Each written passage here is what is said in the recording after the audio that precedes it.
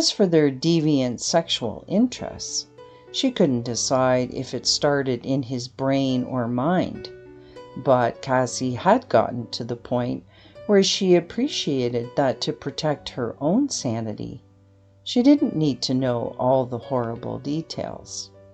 As a result, she'd frequently think about how grateful she was that she wasn't tormented by being aroused by something abnormal, such as a chicken, a turtle, or stinky sneakers. Now it's time for Puppets, Pupils, and Producers, a story of mind over matter. Whether it was a short, impromptu interaction or a planned sit-down session, when Cassie counseled a patient, she'd first determine if she was primarily dealing with a disorder of the brain or with the mind, and she'd adjust her conversation accordingly. If she was talking to a patient who primarily had a brain disorder, such as those with a diagnosis of schizophrenia, she'd teach him about his symptoms and his medications.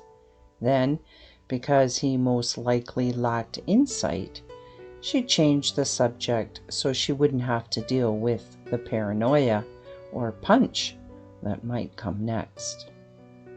If she was talking to a patient who primarily had a disordered mind, such as those with a diagnosis of a personality disorder, she'd layer health teaching about his cognitive distortions between conversations about nutrition and exercise.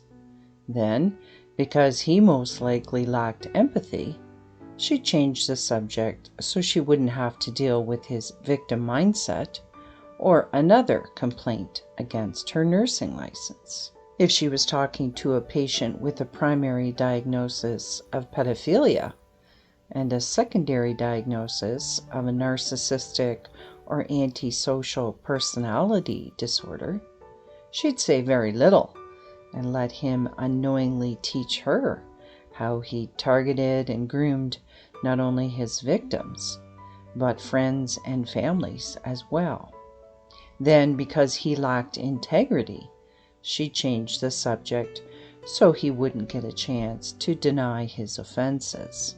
In mental health lingo, pedophilia was a paraphilia involving an attraction to prepubescent children. Two categories then distinguished between those who were exclusively attracted to children from those who were attracted to both adults and children, and whether they were attracted to females, males, or both. While the diagnosis mostly applied to men, there were females with the disorder, but it was exceptionally rare, and their offenses commonly involved a male partner. The common traits among the patients with a diagnosis of pedophilia involved deviant sexual desires or motivations, cognitive distortions, attachment issues, and a lack of empathy. The traits, however, occurred in varying degrees, so like a handful of bits and bytes, each pedophile was a whole new ballgame. From their histories and the police reports, Cassie learned that many believed that the child wanted the contact, was not harmed, or benefited from the relationship in some way, which seemed like a convenient or comforting excuse, but also aligned with their attachment difficulties, since the men who thought like this were often seeking emotional intimacy, companionship, or acceptance from a child because he was incapable of forming age-appropriate adult relationships. Others, however, appeared to be motivated primarily by immediate gratification.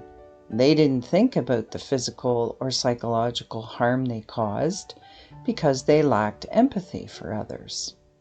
And while they might specialize, a patient who thought like this wasn't necessarily motivated by attraction alone, which was why he might be part of the 20% who had child and adult victims. As for their deviant sexual interests, she couldn't decide if it started in his brain or mind, but Cassie had gotten to the point where she appreciated that to protect her own sanity, she didn't need to know all the horrible details. As a result, she'd frequently think about how grateful she was that she wasn't tormented by being aroused by something abnormal, such as a chicken, a turtle, or stinky sneakers. What she could attest to, but couldn't necessarily prove, was that there was something innately different between the pedophiles who were exclusively attracted to children and those who were attracted to both adults and children. But it wasn't something she could put her finger on or even put a word to.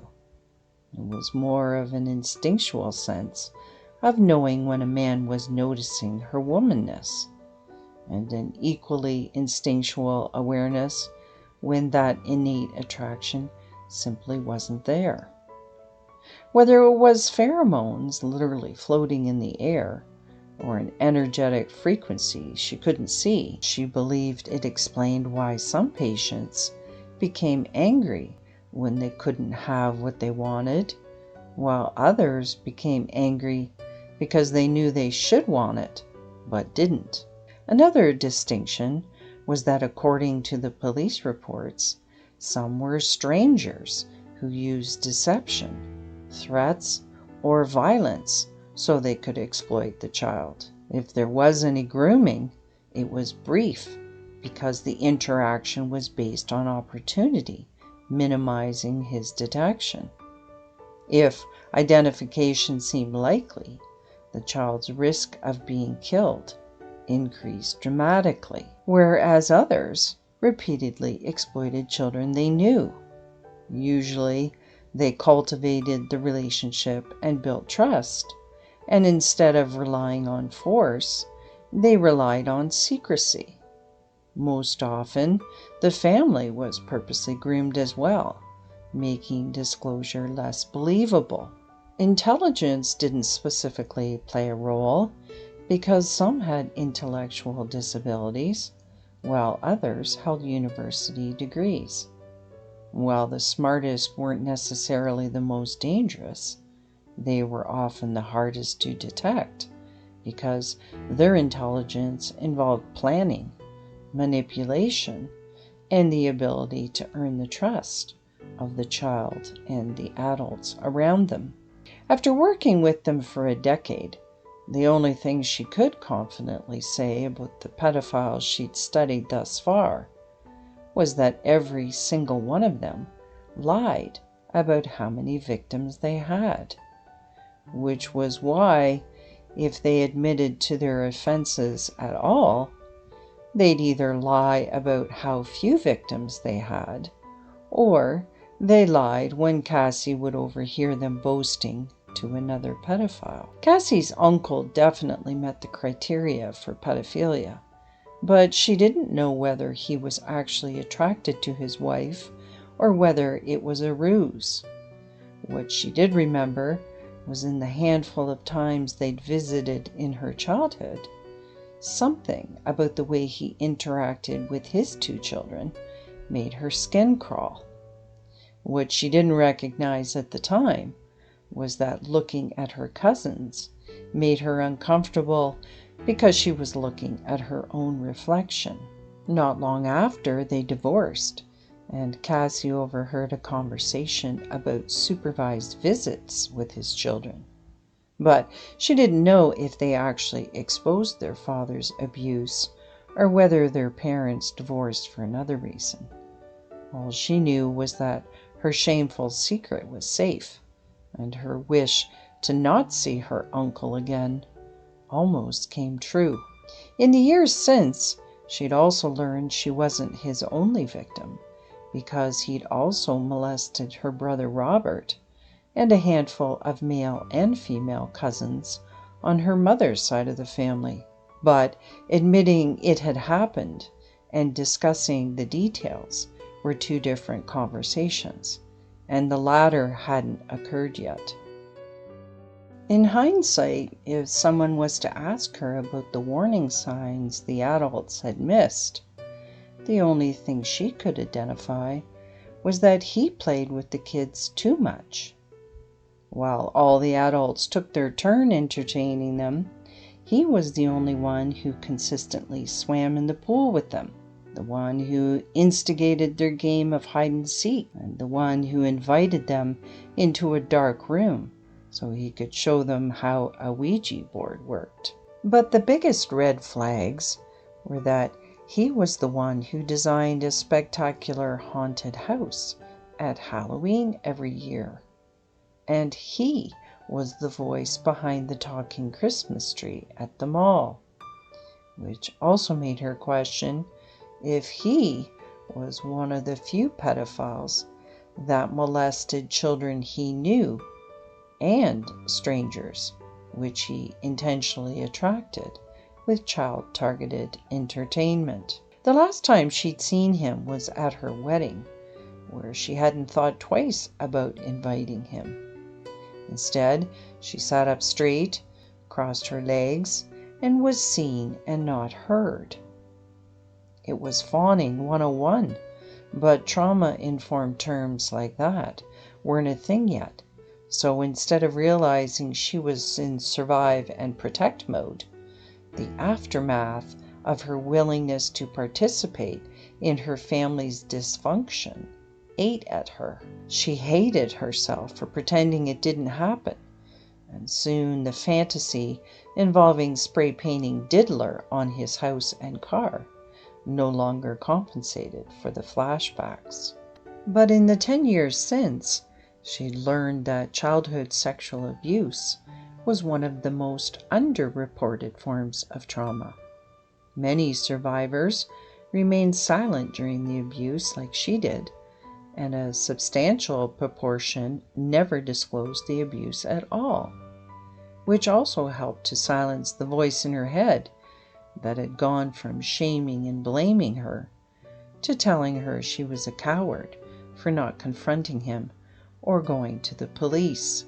Her perception about her parents' lack of support was shifting as well, because she'd worked on accepting that there's no easy way to say or hear that your child was molested, especially by a family member. So instead of waiting for her father's apology or her uncle's exposure, she assured herself that at the very least she'd believe the victim and the pattern of blind betrayal would end with her. For those same reasons, she mustered up as much compassion as she could and gave her father the grace of agreeing to attend his wedding, despite knowing her uncle would be there. Her children, however, would not be attending, whether he liked it or not.